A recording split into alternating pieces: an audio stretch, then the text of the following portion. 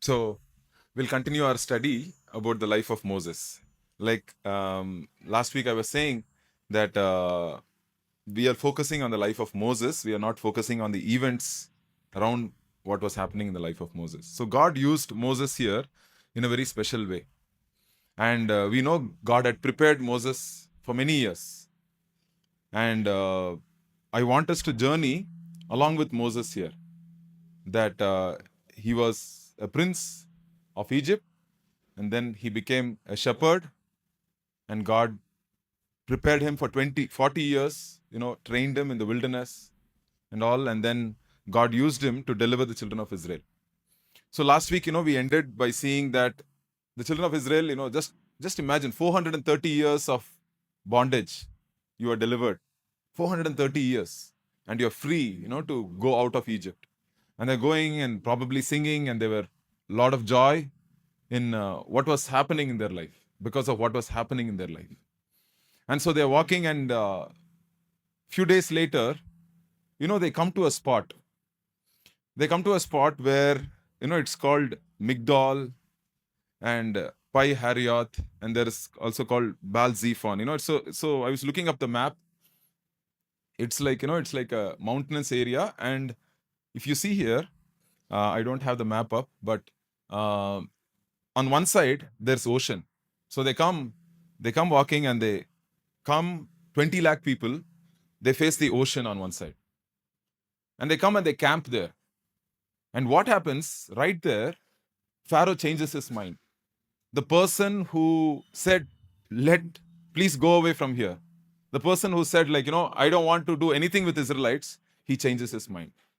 The Bible says, that he changed his mind, and then, he said, like, I'm going to attack this people again. So you see the attacks, spiritual attacks on a person on a regular basis.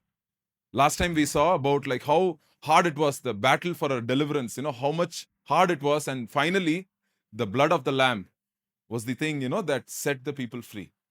And we are here this morning. We are all here because we've been delivered by the blood of Jesus Christ. And there's no other power in this world that can set us free but by the blood of Jesus. There's no other place we can boast. There's one thing that we can boast in our life is that we can boast in the cross. That's all. There's nothing. We can't say like, hey, my education, my beauty, or my money, or my status and all that. We can never say that. We've all been there. We've all tried to achieve things. We all try to achieve things with our own hands, and we've failed. And so finally, we've come and we surrendered to the blood of Jesus. And we've surrendered ourselves, and we said, Lord, cleanse me. The Bible says if you confess your sins, He's more than able to cleanse you of all unrighteousness. So we trust in the blood of Jesus. So we come here, we come in this place, we come repeatedly, why do we come on a Sunday morning? It's because, we want to honor God. We are so thankful for what God's done in our lives. But still, here we see they are come to a place, it's almost like a dead end. They come to a place, this one side is the ocean, on the back side is the armies of Pharaoh again. You thought like, okay, I'm not going to see the Egyptians again. I'm not going to see. I'm got tired of them. 430 years in bondage. I'm tired of this. And then finally, these guys come. It says in chapter 14, verse 7, it says, Pharaoh took 600 of the best chariots, chasing the people of Israel. Nearly 20 lakh people being chased. Just imagine the fear in the heart of the fathers and the mothers. Just imagine, like, they are bringing their children and they are carrying them through this desert, and then they see the chariot that's coming at the far. So this is a battle, that we are going to see today. And this battle, is very personal to many of us because we've been in situations where we've faced hopeless and helpless situations. There's no help. Like, when they are stuck at that ocean, can you imagine, like, you are going there and you're there, and like there is no boats to take you across the ocean. There is no weapons to fight the Pharaoh. So no weapons to fight the Pharaoh, no boats to cross the Red Sea. So you're like, almost like, you are left with nothing in your hands. And that is places where God brings us many times in our life. God brings us to places where the Bible says he can receive his glory. As I was reading this passage, chapter 14, many times it says that I might receive glory. That God wants to receive glory through this incident that happened today. And God wants to receive glory through your life. Whatever has happened in your life, God wants to receive glory. And many times, we flip that. We think like, I want to be glorified, so God can be glorified. No, no, no. The Bible says God will be glorified in the end. And so what's happening here, they come at the edge of this ocean, edge of this place, where they are staring right in front of the ocean. And they don't know where to go. So that's the first point, when we are faced with a hopeless and a helpless situation. No weapons, no boats to help us. Nothing humanly possible. I mean, like, there's no communication also those days. So they thought like, we've come to a dead end. And this morning I want to ask you, what is your Red Sea moment of your life? What is the Red Sea in front of you? We all have Red Seas. The sea is called Red Sea, So what is the Red Sea in front of our life? And, many times, something that brings us to a place, where we don't know where to go. Should I go back? Should I go forward? Should I stay? I don't know what to do, Lord. And we've faced these moments. And so I want to ask you, what is the Red Sea moment? I want you to think about it as I'm talking. What is your Red Sea moment? We cannot say that, I don't have a Red Sea moment. For a young person, the exam results could be a Red Sea moment. Someone who's lost a job, they don't know where to go. Should I apply for here, or should I go back and do something else? There are so many things in our life. And, many times, we tried everything and we find ourselves in a hopeless situation. And, like, you can all understand this. I was hearing about a story. I mean, I don't want to go into the detail about a marriage that was 6 years old. One of the other pastors was sharing. It is heartbreaking, some of the things that happens inside a marriage. That happens around a marriage, where the husband or wife, is left helpless and in a hopeless situation. So, I don't know where you are this morning. If you are in a helpless and a hopeless situation, sometimes, even addiction feels helpless. Like, you want to come out of it. You want to come out of this habit that's been developed over many years. It could be any type of addiction, not external addiction, but also internal. There are internal issues, heart issues that we are grappling with.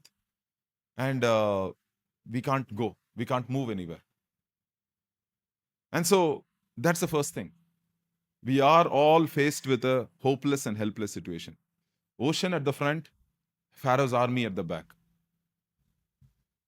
And so the natural reaction of people, what is the natural reaction of people? When we face a hopeless or a helpless situation, let's see what humans do.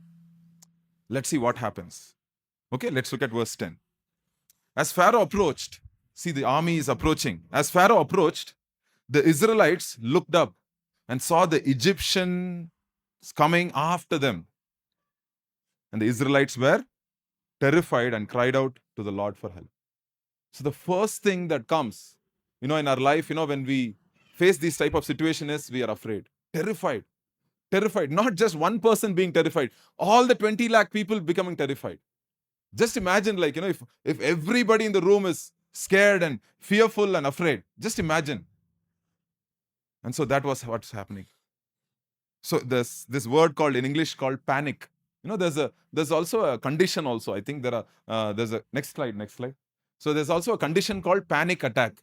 Have you heard of it? It's like heart attack. It's a panic attack. Sometimes, it's like they say it's a medical issue. So when people get panic attack, they have to take some tablets. They have to take tablets. They cannot handle it. So, we might not all suffer from medical panic attacks, but there might be panic attacks during the day, during some things that's happening in our life. And so these people are going through a panic attack because, like, they don't know what to do. They don't know, like, which way to go. So what happens, when we are in a helpless and a hopeless situation, especially inside families, this is what happens. I want you to read the next verse. Look at what's happening here. They said to Moses, first they were afraid, they were crying out to God, and suddenly they turned their eyes to Moses because you want to find a reason. You want to find a reason to blame someone, or you want to find a reason for this difficult situation. So what you're trying to do, you're trying to process, like, okay, I'm in this situation because of Moses. Very easy to blame Moses here. But poor Moses, just understand, Moses is being faithful as a servant of God.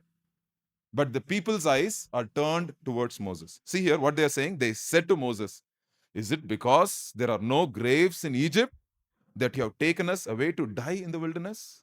Look at the harsh words. And they are saying, the second question, what have you done to us by bringing us out of Egypt? Look at this harsh questions that these people are asking their own leader, Moses, who doesn't know, how things are going to be. He's trusting God day by day. He's leading by faith. But look at the questions they are asking the leader. What have you done? They are saying. And then look at the next thing they ask. Two more questions. Verse 12. Isn't this what we told you in Egypt? Leave us alone so that we might serve the Egyptians. It would have been better for us to serve the Egyptians than to die in the wilderness. So two things we see here, dear brothers and sisters. We need to understand in our life, when we are faced with hopeless and helpless situations, many times our eyes are turned towards someone that we can blame. So the blame goes on Moses here. The second thing, verse 12, it says, man, we told you, I told you. Have we used those words? Sometimes, we see, I told you so. I knew this will happen. It's not going to help the situation.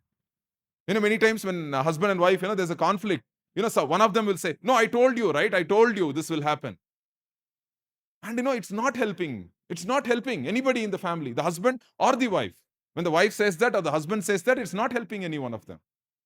When we say, I told you so, because you are still dwelling on this past. It says, they are saying, isn't this we told you in Egypt? They're saying, basically, they said, hey, we didn't want to leave Egypt. It's you, Moses. Because of you only we came. We didn't want to leave Egypt. It was very nice for us. They are saying, it is better to die in Egypt. So just imagine what these people are saying. They are saying, no, I'd rather die in addiction rather than be free from addiction. I'd rather die in addiction rather than face the addiction and fight it. And my dear brothers and sisters, many times the enemy makes us so comfortable in wherever situation where we are in, and we are living in bondage, and we continue to live in bondage. There's no freedom. Okay, fine, this is how I am. I won't change. This is how I'm going to be. Just imagine. So, dear brothers and sisters, two words I want you to understand this morning. Blame and regret. Blame and regret. Dangerous. Verse 11 is blame, blaming on Moses. And verse 12 is regret. Oh man, it was so much better. It was so much better in my college days. It was so much better when I was a school child. It was so much better when I was in this place. But God's God's plan is something. God's plan is He wants to take glory. He wants to be glorified. He wants to be glorified in and through each one of our lives here. But what's happening here? The people are starting to blame. And this is a natural reaction. We are like that. I am like that. I am like that. And we go through phases in our life, where we are, stuck, and we start to look around and blame our husband, or blame our wife, or blame our children, or blame our circumstances, blame our boss or something. But, we don't see the full picture. We don't see the full picture. So this is what's happening. Faced with the Red Sea moment, faced with the ocean at the front, and starting to blame what you can find. Starting to blame a person in your home or someone, or starting to blame your leader, and then starting to regret. Blaming something external, regret is very internal. You blame because you want to say, okay, man, I want to get this out of I might feel a little better if I blame this person. And then regret is oh man, I'm so stupid. I should have not done this thing. Why did I do this thing? This is going to ruin my life. And we sit in failure, and we sit and we cannot move forward. You're stuck, right? You're not moving. You're not moving past the ocean. You're not going back and fighting the Pharaoh. There's nothing. You just sit there. And many times, God brings us to this place. God brings us to this type of a place. God is brings us to this place so we can learn something, dear brothers and sisters, so that we can learn some things. The greatest lesson that we are going to learn is how we are going to respond to panic. How am I going to respond to the panic attacks of my life? How am I going to say, I'm going to look at this thing and say, okay, this is what God wants me to do. Because right now when we are stuck with panic and we are we can't think, our faith is very low, we don't have the faith of God, we don't know where to go, and we are starting to blame, we are starting to regret, and we are processing, overthinking and all that. There was a young person in the youth retreat yesterday, she or he, I don't know, asked a question saying, Anna, I overthink a lot, and I overthink a lot, and I end up not doing anything, and I become very lazy. Very, very honest. I mean, I love it with young people. I love it with young people. When you're young, you're very honest. You just say the problem as it is. When you grow, you become very polished, you try to cover up. We get good at it. I hope we stay young in that way, not childish, but childlike, where we can be open and honest about our feelings. And so this young person says, Anna, I'm struggling, and very, very clearly, it's almost like, she or he self-diagnosed their problem. Like, I overthink, I end up being lazy, and I'm not able to move forward. Please help me, Anna. And so these people are crying out, this is they're crying out, they're afraid, they're regretting, they're blaming, just whatever you want, just all these things going on. And look at the man of God, Moses, verse 13. What does he say? He says, Moses said to the people, verse 13, don't be afraid. Don't be afraid. And we need people like Moses in our life. We need people in Moses like our life, in our life, where people say, don't be afraid. Don't be afraid. Stand firm and see the Lord's deliverance or salvation that the Lord will accomplish for you today. So, my dear brothers and sisters, whatever is that going through is like overthinking or blaming or regretting and all that, I want you to understand, God says, don't be afraid. And so, this next point, the third point I want to talk about is what is my response and what is God's advice in this thing. So we are here this morning to hear from God's, you might say, brother, in our family, there is panic right now because of certain things. In my life, there is a personal crisis I'm going through. In my thoughts, there is some lot of confusion. I'm wandering. And Lord, what is your counsel? What is your counsel? And so this morning, we are going to see God's counsel. So what is the response? Human response? We already saw. They were afraid. They were running from this. Try to run. They can't run. They are fighting. They try to tell everyone. That's what happens, right? When things are not going well in our life, one is we become afraid. Second, we run from that situation, or we are fighting over that situation, or we try to tell everyone. But what is God's advice this morning? What is God's advice for you and for me when we are faced with a hopeless and a helpless situation? And it says, stand firm, see the salvation of the Lord that he will accomplish for you today. It says again, for the Egyptians you see today, you will never see again. The Egyptians you see today, you will never see again. The Lord will fight for you and you must be quiet. So 4 things, right? 4 things. I have it on the slide. First is, don't be afraid. Don't be afraid. It says, stand still. And the third thing is, watch God fight for you. So the title of this morning's message is, God will fight our battles. God will fight our battles. If only we can stand still. We can stand still. And it says, finally it says, you must be quiet. You must be quiet. Basically, God is saying in a very nice way, shut up, he's saying. You must be quiet. And this is a very hard thing. And this takes a lifetime, my dear brothers and sisters. It takes a lifetime, many of us, it takes a lifetime to allow God to fight for us.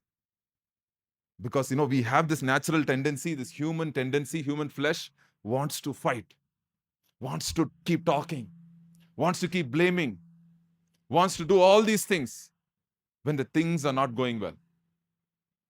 And, many times, I keep saying this, um, problems in our life can make us better or can make us bitter. It can either make us better or it can make us bitter. And I've seen both types of, being in this ministry for more than 20 years. I've seen people handle so many problems in people's lives. I mean, I didn't handle, but heard problems in people's lives. And I watched people victoriously get better because of problems. They use problems as a ladder in their life. But I've also seen people who have burned those ladders and become bitter and been in the same place, stuck in the same place. And here, God's advice to us this morning is it's opposite of human's advice. It's opposite of human advice. The opposite of what is your body is trying to tell you. Your body is telling, fight back, speak to them, tell them these things. And the body is saying, blame. And your mind is saying regret, go back to the past, rewind and play that incident again and again and again. And you're going down the spiral, sorry. But God's saying, no, don't be afraid. Stand still, watch me. God is saying, watch me fight for you. My dear brothers and sisters, what a joy it is in our life to allow God to fight for us. And sometimes, God has to wait for us to wait. That's the thing. God is waiting so that we will wait. And here also, it's like, like these people are complaining and Moses is crying out to God finally. It's verse 15. It says, Lord said to Moses, why are you crying out to me? He says, tell the Israelites to break camp, he says. So, my dear brothers and sisters, like, when we are faced with a Red Sea moment in our life and we are starting to blame or feeling regret and all that, which is a natural human response. You should understand, like, I was reading I don't know, maybe somewhere I read. It's like, we are all, we are filled with regrets. We are filled with emotions and like, blaming mentality, anger mentality. But you should understand, this is the default settings in our life. We come, this is how we are come. We are born in this world. This is our default. This is how we are as humans. Only the grace of God, the love of God comes into our heart and it reshapes our heart. Our heart is reshaped. Our life is reshaped when we give our lives to God. Said, Lord, I tried to handle this situation. I tried to fight through this situation. I'm a fighter. But Lord, even though I'm a fighter, I lay down my arms. I lay down my arms. I want to watch you do it for my life, in my life. And that's the thing, dear brothers and sisters. God is waiting. So they come to the end of the rope. They cannot move anywhere. They can't go forward. They can't go back. And they have to trust God here. And so here, God says, be quiet. And there was a time in my life where I used to fight a lot. Fight means like not fight with people. My natural tendency is to not give up and fight through certain things. This was related to my career, early in my career, and I was fighting to get this job. That was that was one of my favorite job. That was you can say it's my dream job, and I was fighting like anything. And I never asked God, Lord, is this something that you want me to do? And it's my, I was fighting and every, for a period of 2 years, I could not make any progress in my life. And I kept coming back to that same place, kept coming back to that same place. And then, I started to, I mean, I'm a believer, I go to church and all those things, but I still am a fighter, right? I'm fighting for certain things. And finally, God had to allow me to trust him completely, saying, Lord, I'm not going to fight. I'm tired of fighting. I'm tired of doing all these things. Lord, you have to fight for me. I trust you that you have to fight for me. And when I gave that That night, one of those nights, where I just said, Lord, you fight for me. I'm tired, Lord. I can't do it. I've had enough. Lord, you fight for me. You lead my life. I can't lead my life, Lord. And that was like a moment of surrender. And it was just like a huge load that went off my back. And eventually what happened the following 2 months, I didn't get my dream job. Like, I didn't go to my dream job. But God amazingly, had other plans in my life. And I was okay with that. I was okay with that plan. The people of Israel here, they wanted to go back to Egypt. That was their plan A. But God had a different plan here. And so this morning, I want to tell you, my dear brothers and sisters, is that have we stopped fighting so God can start fighting for us? Have we stopped fighting so that God can start fighting for us? And that is what God wants to do in our life. And here, what you're going to see is something amazing. Now, what you're going to see is something amazing. And the Lord says to Moses, why are you crying out to me? Tell the Israelites to break camp. Verse 16, it says, as for you, lift up your staff, stretch out your hand over the sea, and divide it so that the Israelites can go through the sea on dry land. As for me, I am going to harden the hearts of the Egyptians so that they will go in after them, and I will receive glory by means of Pharaoh and all his army and all his chariots and horsemen. So what's happening here? You see here that God is promising that you watch me do the work. You watch me make a way where there seems to be no way. We have a song, right? God will make a way where there seems to be no way. So God is saying, okay, now you run out of all your plans. You had plan A, plan B, plan C, everything is gone. Okay, now let me operate plan G, which is what? Plan of God. That is what God wants to do. Okay, my plan is going to be executed in your life. And these people would have never imagined in their life. Not even one person in those 20 lakh people would have imagined that God is going to make a way through the ocean that was right in front of them. And that's the thing, my dear brothers and sisters, is that when we stop fighting and say, Lord, here I am, Lord, do whatever you want with my life. Whatever is your path, Lord, you do it. When we take that step of faith, you see God not do a miracle, but you become a miracle of God. You become a miracle of God. And there's this time, in one of the missionary, his name is called Hudson Taylor. He was a missionary in China. And for many years, he was there. And one time, what happened? There is people who are chasing him. And so because of that mission work that he's doing in China, they're chasing him. And he has to take a boat along with some believers. They had to go to the other place. And they try to get into the boat, and they are stuck in that boat. And they are not able to move forward. But they hear that, they are killing all these believers, and they are coming to that village also. So Hudson Taylor, is taking these villagers, to this new place of safety.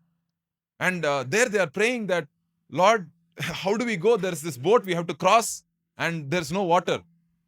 And 3 days, they were praying. 3 days they were praying. And the third day, there's this new flow of water that is enough for the boat to move. And I know he writes this in his book that God brought the water so that it could lift the boat and they could move to another place of safety. And I'm telling you, dear brothers and sisters, God does this amazing things. When we step out in faith, God does this many things. You know about Amy Carmichael from down south.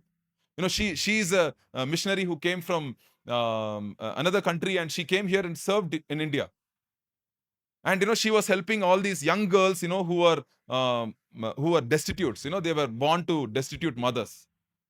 And the women were been asked to do prostitution. They were sent to prostitution at a young age. So what is Amy Carmichael's job is that she would take these young girls and rescue them from this prostitution place, and she used to bring them and protect them. Even today, it's there. Not in the same way that she used to do, but in a different form. So she used to bring, and one day, what happened? These people, they lost their income from these young girls. And so they were trying to find, and they were knocking on Amy Carmichael's door, her mission compound's door. And they were trying to find her, find these young girls, so that they can take them back and they can make money off the girls. And what happened, she was helpless. Amy Carmichael, she is helpless. She's this lady, what can she do? And she prays to God, Lord, I don't know what to do. These girls are going to be thrown back into prostitution, and they don't want to go there. And she writes that amazingly, God closed the eyes of those guys, who came and searched all over her place, all over the mission compound. They searched for those girls, and they forgot to look in one very obvious place where the girls were hidden. And such a powerful testimony of how God fights for us. That we don't know, that we think I'm going to be caught, and I'm doing this for God, and this is what's going to happen. But here we see that the whole, all those girls were saved. And my dear brothers and sisters, this is what we need to understand, because uh, if you have plan A, B, C, and D, you say, Lord, what is your plan? What is your time? What do you want to do, Lord, in my life? And so here, this is what's happening. And they see the hand of God working in their life. There's this word called hand of God in chapter 15, nearly 4 verses. 4 verses. It says the right hand of God. Look at Exodus chapter 15, verse 6. Exodus chapter 15, verse 6. One page later. It says, Lord, your right hand is glorious in power. Lord, your right hand shattered the enemy. Look at verse 12. Chapter 15, verse 12. It says, you stretched out your right hand, and the earth swallowed them. And look at verse 16. It says, they will be as still as a stone because of your powerful arm. And then again in verse 17 also, it says, Lord, your hands have established the sanctuary. The Lord's hand, the Lord's hand. Repeatedly, the Lord's hand, is coming and moving in a powerful way. And so here, this is what happens, right? God sends a powerful wind that night, and the oceans are split, and these people are able to walk in dry land, as if they're walking in a normal street. They're walking in dry land. And I want you to remember, many times where God has brought us through these situations. Many times that God has brought us through these situations. I remember Sheila Auntie's testimony from COVID time. And when we got that report, it said 100% gone. And I've seen we were doing some work during the COVID time. People with 60%, 50% liver damage or lung damage, right? I don't remember, but they didn't survive. And Auntie's report came, it's 100% gone. And I'm like, man, Lord, what is happening, Lord? Lord, what do we do? And there's there's no way back. The doctor's report says 100% gone.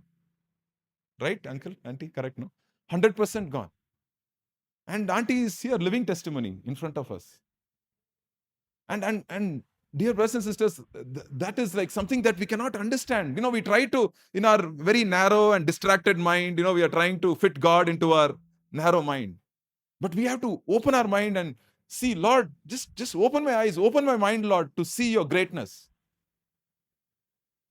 This paper size, right? This size of the paper is the distance between sun and earth, right? Let's say this is the distance between the sun and the earth, right? What is the distance between Bangalore and Chennai? 336 kilometers. That is the difference between the earth and the end of the Milky Way galaxy. Only the Milky Way galaxy. This is if you put make it into a compress everything and say the paper size is the distance between the sun and the earth, the nearest star, and from the sun to the end of the Milky Way galaxy, it is distance between put the stacks of paper, put all the stacks of paper up to Chennai. And this is just one galaxy. There are millions of galaxies in this universe. And this is the God we ask to assist us in our life. This is that God we ask to assist us in our life and in our daily things. Just imagine, we cannot fit God into our narrow mind. We cannot fit God into our beautiful plans of A, B, C, and D, and just make all these plans in our life. And God, like, when we go into God's thing, like our minds are just open to another dimension. There are only 4 dimensions that a human mind can understand, right? Height, height, breadth, and width. And then the 4th dimension is the time.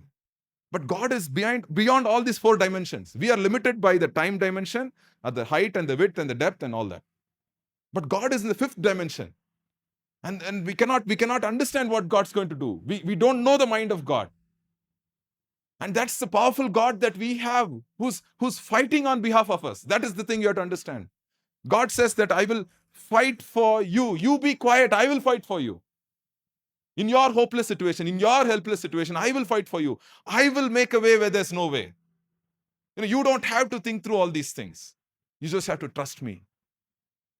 Psalm chapter 50, verse 15, it says, Psalm chapter 50, verse 15. I love this verse. It's almost like a verse that I always say in my mind. It's like, call on me in the day of trouble. I will deliver you. You will honor me. Three phrases there. Call me when you're in trouble. I will deliver you. I will rescue you, and you will honor me. I mean, this has happened so many times in my life. It says, Lord, I call on you in my distress, and you will answer me, Lord. I don't know how. I don't know what time. It's. I don't know when the Red Sea will open. I don't have the time for the Red Sea to open. I don't know how it's going to open, but I know it will open. And that's the thing that God is doing here. Seeing the hand of God work when we stop fighting, when we surrender to God, saying, Lord, I will be quiet, and I will allow you to fight on behalf of me. And when you might have had one of the other questions that young people had was, Anna, these people, I try to do good, and people scold me, they abuse me with words, they put heavy burdens on my shoulders, they said. Young souls, young girls, young boys saying this. I cannot bear this anymore. I can't bear this. One girl had written that, brother, I have so much of sadness in my heart. I have so much of sadness. I'm not able to come out of it. These are all young people. Heartbreaking it is when we hear this.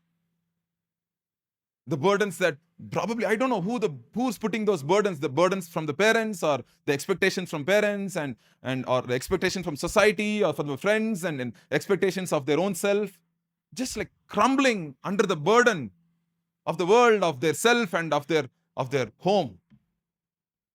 And God wants to set us free. Christ came so that we can be free. We don't have to be in this bondage. And that's what's here. It's like the Moses goes and he stretches out his hand with the staff in his hand. With the staff in his hand. Like I said, what is the rod of God? The rod of God is the word of God. The rod of God is the word of God. I mean, how much we need the word of God. So, Lord, I face this moment. I face this person who is telling all these things against me. Yesterday one incident happened. I mean, I remember all these recent things, right, is happening. And it was about one it's about a ministry thing. And one of the ladies, she one of the girls, young girls, she wants to lead the one of the fellowships, youth fellowships in another church. And one of the guys, he came and he said very nasty words, very nasty words to that girl, hey, who made you leader, or how dare you become the leader or something. And that girl broke down like anything. She went and cried with my wife. She broke down. I mean, she wants to do something nice, and she has a good heart to serve the young people. And this rude word, this rude word, she just broke down. I mean, she's a strong girl. I mean, as far as I know, she's a strong girl, but she just broke down. Just that discouraging word. Just that discouraging word. Just that word that just blamed that lady, and without understanding. So I want to tell you, be careful with words, what you say to your wife or to your husband, to your children, to your parents. Words can make or break a person. It can make or break a person. But the Bible says a gentle answer breaks the bones. A gentle answer. It can go deep, it can have an impact in lives. So what I'm saying is that um, these things, when we live in a broken world, we live with broken people who don't know, they are still struggling in their own life, they have their own issues, so they say things, they say those words and just breaks our heart.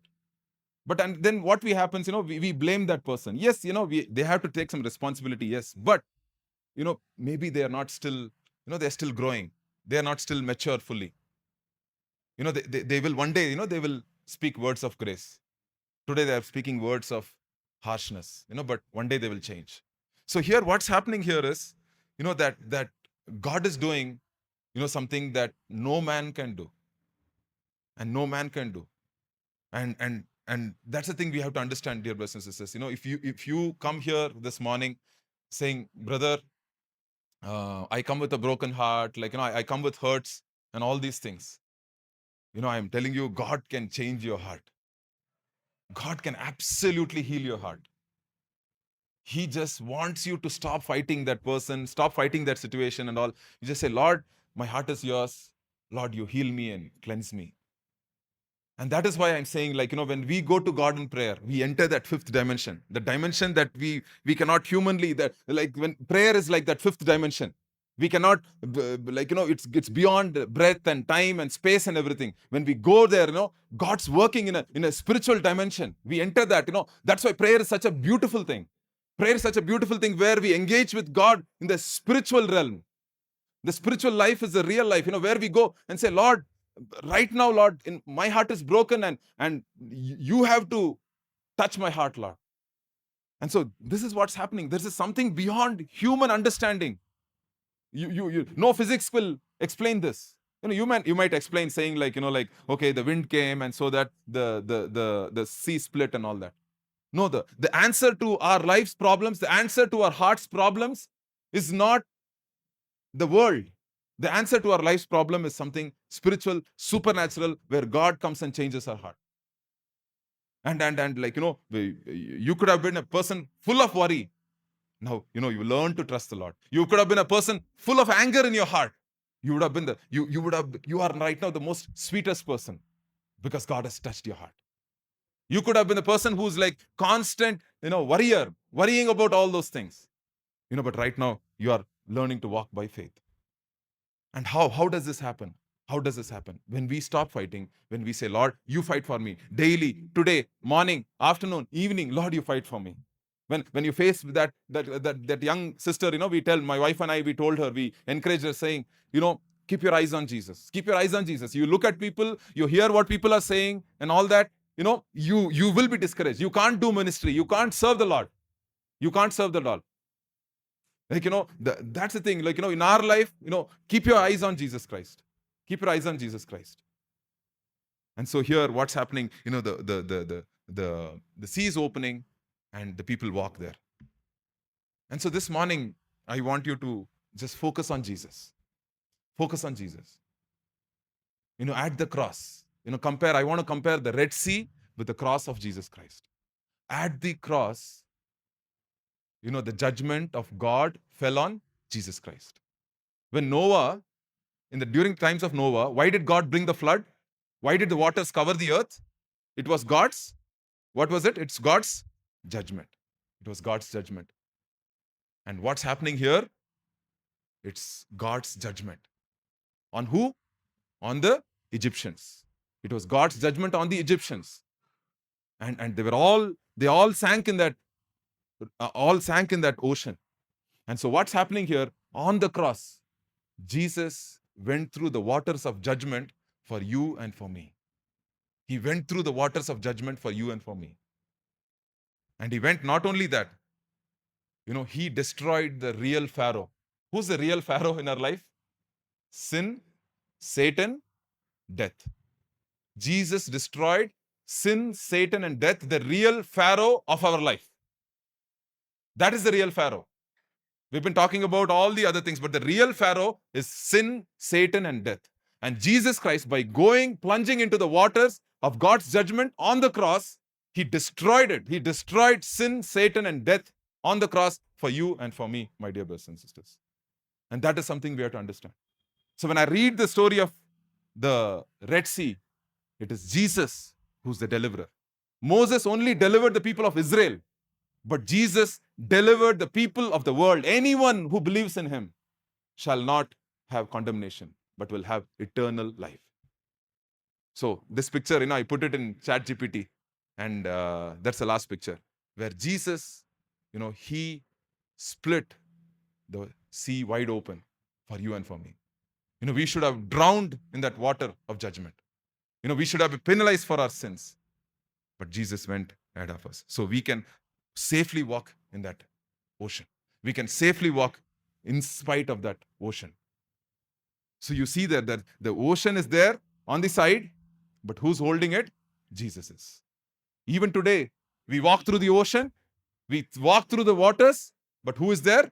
Jesus is leading us ahead of us. So he's holding the waters because of his sacrifice on the cross. Because of the sacrifice of the cross, the waters will not, what? They will not affect us. Sin, Satan, death cannot affect us because Jesus Christ has been on the cross for you and for me. And so here, what does Apostle Paul do? Apostle Paul, he calls this water something. Look at 1 Corinthians chapter 10, and I'll close right now.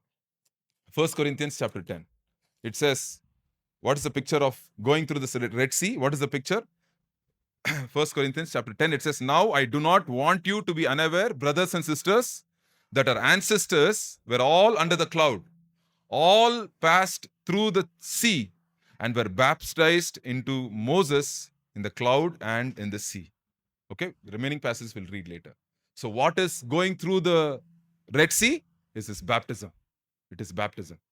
When we go through the Red Sea, the God has delivered us. God has saved us. We walk through the water. The water doesn't affect us. The water doesn't come and drown us. We walk through dry land because of Jesus Christ, because we are baptized by him. And that is the true meaning of opening the Red Sea. That God will fight for you and for me. So this morning, I want to end with a question. My dear brother and sister, what is your Red Sea? What is your Red Sea? And what is your response? Is it panic? Is it fighting? Is it blaming? Is it regrets? Or is it simple trust in Jesus Christ? Trusting that Jesus Christ will open the oceans for me, and that he will open the oceans that I can walk on dry land because I follow Jesus, my Savior. And I follow him all the way through. And even to the end of the ages, he is with me. So I pray, dear brothers and sisters, that God will fight for you and that you will watch God fight for you. So I pray that you will stop fighting, that you will allow God to fight your battles. Whatever it is, internal battles, external battles, just say, Lord, this person said this. I trust you to fight that battle for me. Lord, this is going on in my life. I trust you to fight that battle for me. Lord, there's confusion in my life. Lord, I trust you to fight my battle for me. So you let the Lord fight for you. Let the Lord fight your battles this week. And may God bless us.